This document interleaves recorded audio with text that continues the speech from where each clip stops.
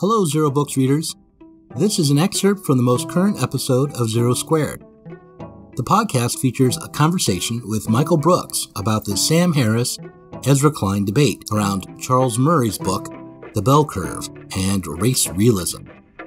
You'll find a link to the podcast in the description for this video, and I urge you to listen to the entirety of the conversation.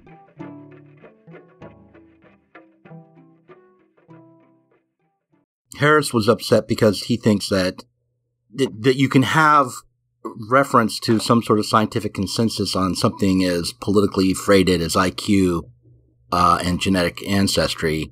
Klein, on the other hand, argued that this whole realm of IQ research around race was already kind of overdetermined by politics and social facts, and that the biases are in that arena would be so rampant that there's no way to have any access to an objective scientific consensus, that we ought to be very wary of claiming that we've reached a conclusion, and that, in fact, that we shouldn't claim that we've reached a conclusion, because the history of this kind of research shows that whenever people think they've reached a conclusion on this, it's discovered later that they were mostly creating pseudoscience, and they were heavily politically and racially motivated, and years later we look back and laugh at the conclusions they drew, and also sort of scoff at their moral character. And then, of course, this made Harris just apoplectic, right?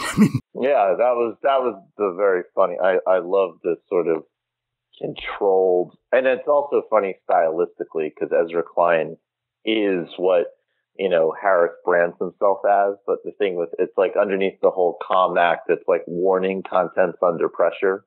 I mean, I think like Sam Harris's sort of unbelievable egomania and inability. I think this sort of ego identity of never being wrong. Like, hey, if I need to promote racism, that's fine. That's secondary to never admitting a mistake.